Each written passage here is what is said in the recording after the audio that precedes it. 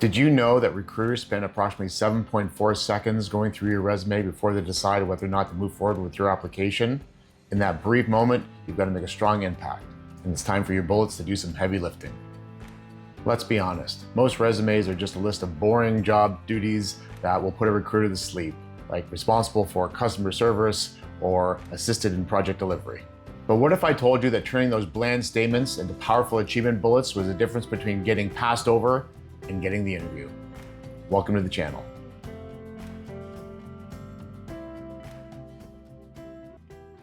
By the end of this video, you're going to know exactly how to craft a resume that showcases your achievements, highlights your talents, and makes recruiters want to meet you. You'll learn proven frameworks by companies such as Google, use strong action verbs to help energize your experiences, and techniques to qualify your experience when you may not feel you have the right metrics to convey. And this isn't all just theory. This comes from practical experience and conversations with recruiters and working with clients over the last several years. And I'm really happy and proud to be able to share this information with you today. So if you're tired of sending out applications and hearing nothing back, today we're going to revolutionize your resume bullets. Let's get started. And before we get into all the detail, let's talk about why this is so important. Recruiters do not read resumes, they scan them. In a short period of time, they're trying to determine if you're a very top candidate. And strong, impactful resume bullets are a quick and easy way for that information to get directly to them. But not all resume bullets are created equal. Let's go through a few examples and show you some before and after and give you an overview of what we're going to be talking about in this video. And as I cut away to some of these screens, I will go through them fairly quickly, so please pause the video so you have time to properly digest the graphics and some of the text that's going to be on the screen. Hit that pause button and take it in at your own pace. So now we're going to go through a couple before and after examples to give you an overview of what we're going to be achieving and discussing in this video. Bullets such as responsible for managing social media accounts, handled customer service inquiries, and participated in product development meetings aren't necessarily bad. They just don't really convey what actually happened. It said you were responsible for something, but it doesn't say you're actually good at it. What we're looking for is something more like this. Grew Instagram following by 45% in 6 months by implementing targeted content strategy. Maintained 98% customer satisfaction rating while resolving 150 plus inquiries weekly. Proposed feature enhancement that reduced development time by 20% and was implemented in latest product update. As you can tell, the other bullets, the second column, tells a complete story. It tells me what you did, the environment you did them in, and gives me some results or metrics. So I understand that completely, and I can map that onto the processes and requirements that the job at my organization requires.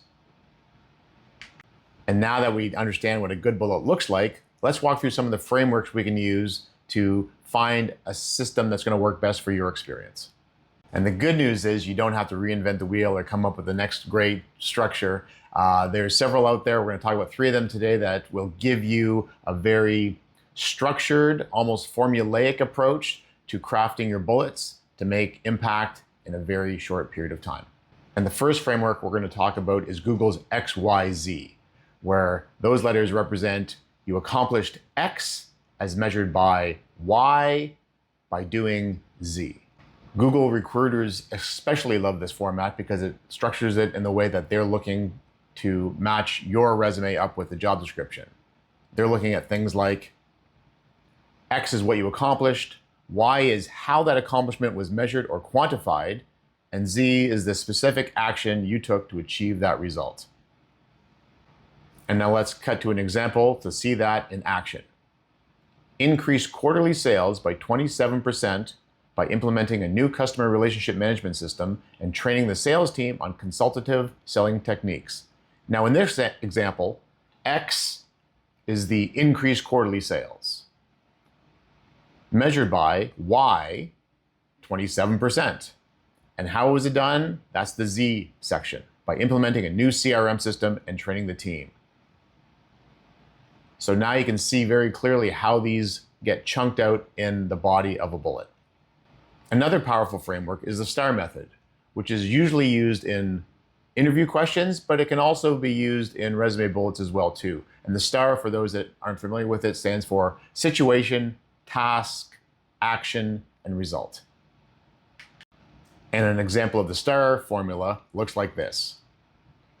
In a highly competitive market, the situation, tasked with reversing declining customer retention, task, redesigning the onboarding process and implemented personalized follow-ups, that was the action, resulting in a 35% improvement in customer retention rates.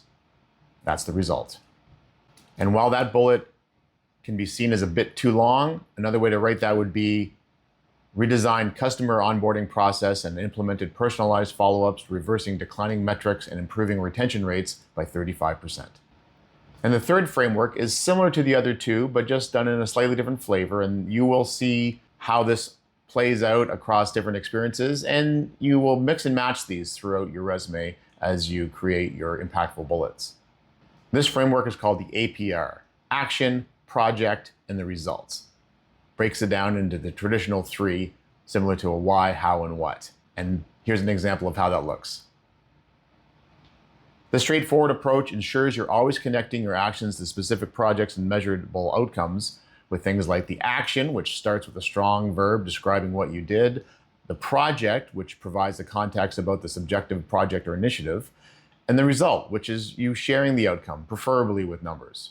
For example, spearheaded cross-departmental sustainability initiative that reduced office supply costs by $45,000 annually while decreasing company carbon footprint. So now you've seen the three overarching frameworks that you can mix and match as it suits your need and suits your experiences and aligns with what the client might be looking for. In the next section, we're going to talk more about how do you start these things off? What's a good, strong action verb that's going to grab their attention? If they only read one word in the entire bullet, what's that first word going to be that grabs them, that hooks them, that is probably a word that's included in a bullet on the job description? The first word of each bullet sets the tone for the entire bullet. It sets up that you've been successful, it implies confidence, and it makes an impact, which is the point of this whole exercise. And here are some examples of some fairly weak and some much more powerful, more impactful verbs. So we have the very familiar responsible for, helped with, worked on, assisted in. There's nothing wrong with doing this type of work, but it's not going to make you a standout candidate. Here are some strong alternatives. Spearheaded, orchestrated, transformed, pioneered. There's a difference there. They're much more visual words. You can imagine, if you close your eyes, someone actually doing that. And now that you've seen some examples of what these strong action verbs could look like, let's talk about them in a context of how you would use them depending on the type of competency you're trying to communicate in your bullet. And some examples of what those would look like would be the following. Leadership verbs would be directed, established, orchestrated, spearheaded, championed. Communication would be categorized by negotiated, persuaded, presented, articulated, influenced. Great verbs that talk about your ability to provide analysis for something would be evaluated, assessed, investigated, diagnosed, researched. Achievement verbs that shows you are always delivering on time or delivering above client expectations would be achieved, exceeded, outperformed, surpassed, accelerated. If there's a creative angle to the role that you're applying for, some of the ways you might want to describe that would include conceptualized, designed, crafted, innovated, reimagined. And if you're applying for a more technical role, verbs such as programmed, engineered, debugged, optimized, and automated are great ways to demonstrate that you are truly hands-on and you get that side of the role.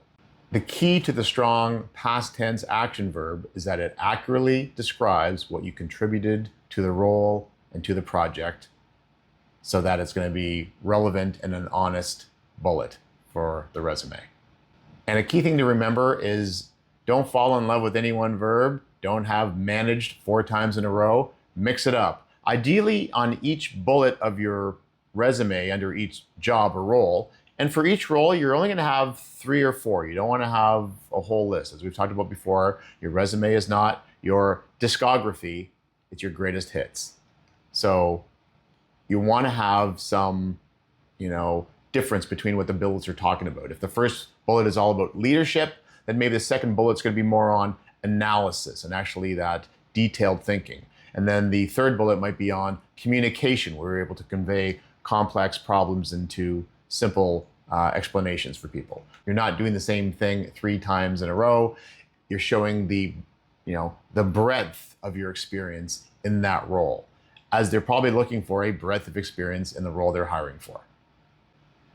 And if there's one thing that recruiters are looking for in your resume, is numbers. Numbers are easily digestible. It's what draws the eye, and it quantifies exactly what your contribution was, and it states a very, very clear impact. Examples of what kinds of metrics you can use in a bullet would include percentages: increased, decreased, improved; dollar amounts: revenue generated, costs saved; in time, it would be reduced timeline, improved efficiency. The scale of a project can be identified by talking about team size, the project scope, and customer base. And the frequency: how often were you doing something? Was it daily, weekly, or was it a monthly output? So now let's transform some examples with some of the frameworks and the impactful, strong past tense action verbs that we've just discussed. How would you change improved sales performance in my region? Well, that could be rewritten as improved regional sales performance by 32% over 12 months, exceeding targets by $1.2 million and ranking #1 among 23 regional managers. In that second one, it's not that it's overdoing it. It's that when you say that first bullet of improving sales performance, you know those numbers. They're in the back of your head already. And recruiters can't read your mind. And they shouldn't have to. You need to convey the stuff that you've lived before. It might even seem obvious to you, but it's not to the reader. You've got to pull it all out of your brain and get it onto the page to impress them as they should be impressed by your experience. And here's another example that gets more on the creative side, which is a little different way of talking about your metrics when numbers maybe don't seem to fit as well.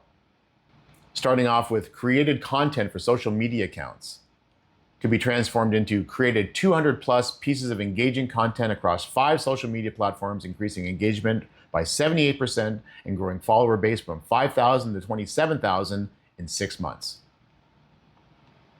And for those watching this thinking my roles didn't really have any clear-cut and obvious metrics that I can communicate, don't worry. Any achievement can be quantified with some creative thinking. If you don't have the numbers that talk about how much money you saved or money you earned or what the uptake on users were on a certain product, consider the following options that you might blend into your resume that fit with your personal experiences. If you don't have direct access to numbers, maybe consider the scale of what you managed, the time saved or the efficiency gained, the volume of work that you handled, the frequency of your tasks, or even a comparison to benchmarks or previous performances. And what that could look like in a resume would be the following. Consistently handled 20% more customer inquiries than team average while maintaining 0 escalations to management. And remember, quantifying your bullets isn't about inflating your experiences. It's about bringing impact to the bullets and properly communicating your contributions. Be honest and don't be afraid to communicate your value with specific numbers. Now let's look at how these principles would be applied across different industries. While the frameworks will stay the same, there might be a change in some of the focus and the terminology depending on what's valued in the field that you're applying for. And here's a few examples that would represent what could be used across various industries, just to show you a bit of a flavor. Don't get too put off by the numbers that are in here. These might be overstated a little bit, but it gives you, again, the theme of what you would do to approach a different type of field. Examples for business and marketing professionals. These examples are going to focus on metrics related to growth, revenue, efficiency, and market position.